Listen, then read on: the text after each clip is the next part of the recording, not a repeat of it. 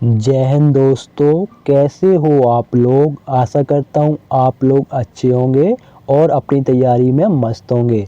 जैसा कि आप स्क्रीन पर देख रहे हो, यह पेपर दिल्ली पुलिस कांस्टेबल का प्रीवियस ईयर का पेपर है।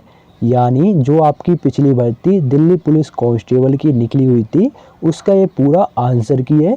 तो आज हम कंप्यूटर की सेक्शन को या कंप्यूटर के पार्ट को सॉल्व करने वाले हैं। ये आप देख सकते हो पार्ट डी कंप्यूटर प्रोफिशिएंसी।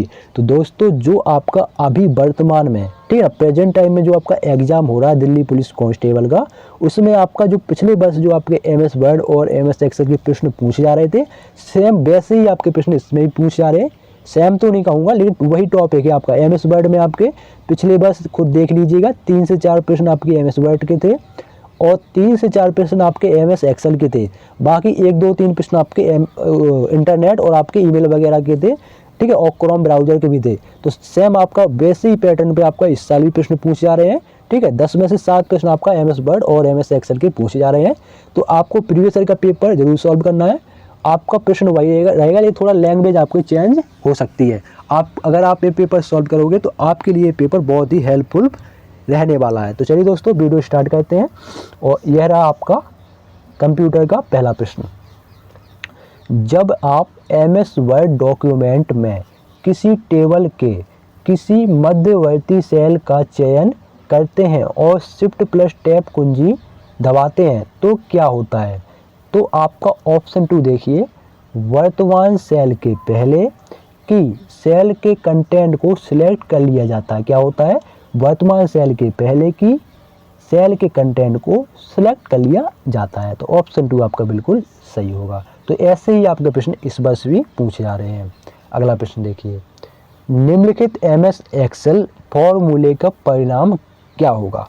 तो आपका ये एमएस एक्सेल का फॉर्मूला है, इसका उसने परिणाम पूछा है। तो इसका परिणाम आपका 65 होगा। क्या होगा, 65। तो ऑप्शन 1 आपका बिल्कुल सही होगा। ऐसे ही आपका रीजनिंग है। रीजनिंग में भी पिछले वर्ष आपका नॉन वर्बल के आपके आकृति दर्पण प्रतिबिंब वाले प्रश्न पूछे जा रहे थे।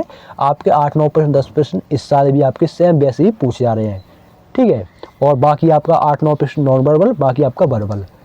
तो आप अगला प्रश्न देखिए, एमएस एक्सेल वर्कशीट के सेल के अंदर एक नई लाइन बनाने के लिए निम्नलिखित में से किसका उपयोग किया जा सकता है।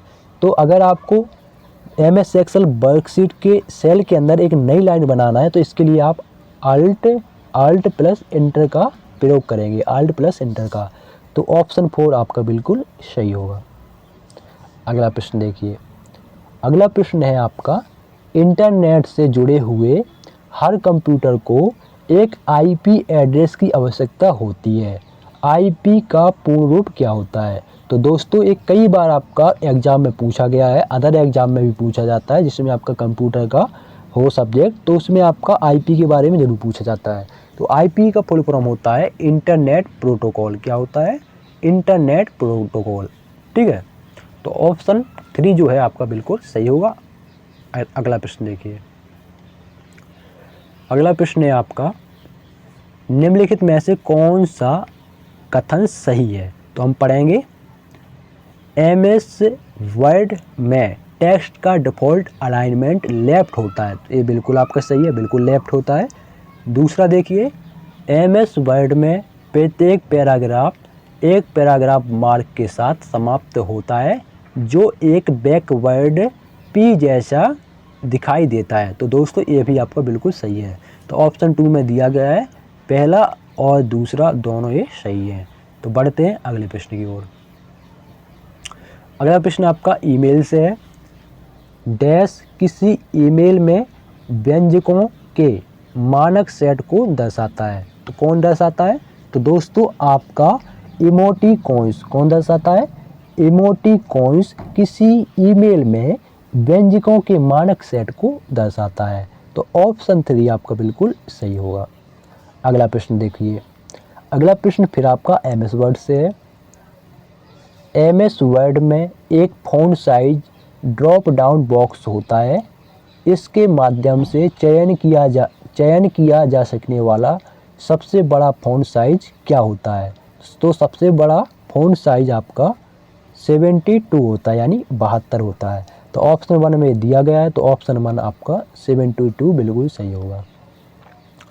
अगला प्रश्न देखिए, क्रोम ब्राउज़र में इसकी डिफ़ॉल्ट सेटिंग में जूम फीचर को रीसेट करने के लिए निम्नलिखित में से किस कीबोर्ड शॉर्टकट का उपयोग किया जाता है? तो इसके लिए हम कंट्रोल+O का उपयोग करेंगे, किसी में, क्रोम ब्राउज़र में। तो ऑप्शन 1 आपका सही होगा, कंट्रोल+O। ठीक है। अगला प्रश्न देखिए, MS एक्सेल वर्कशीट में 7वीं पंक्ति और 10वें स्तंभ के प्रतिच्छेदन बिंदु पर स्थित सेल का एड्रेस क्या होता है? तो दोस्तों उसका एड्रेस J7 होता है। क्या होता है? J7। तो ऑप्शन 2 आपका बिल्कुल सही होगा। अगला और आखिरी प्रश्न है, देखिएगा इसे, निम्नलिखित में से किस फीचर का उपयोग टेक्स्ट की रेखा के ठीक नीचे बहुत छोटे अक्षर या संख्या लिखने के लिए किया जाता है? तो किसका? सब स्क्रिप्ट का। किसका उपयोग किया जाता है? सब स्क्रिप्ट का। तो ऑप्शन 1 आपका बिल्कुल सही होगा, सब स्क्रिप्ट।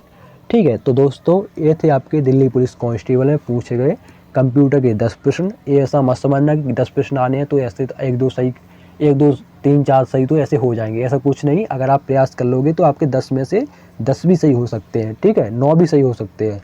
तो आपको प्रयास जरूर करना है। जिसका भी पेपर आगामी टाइम है, क्योंकि आपका 2 दिसंबर तक पेपर चलने वाला है। अभी तो 16 तारीख हुई है, आपका 16-17 दिन है, तो अभी भी आप तैयारी कर सकते हो।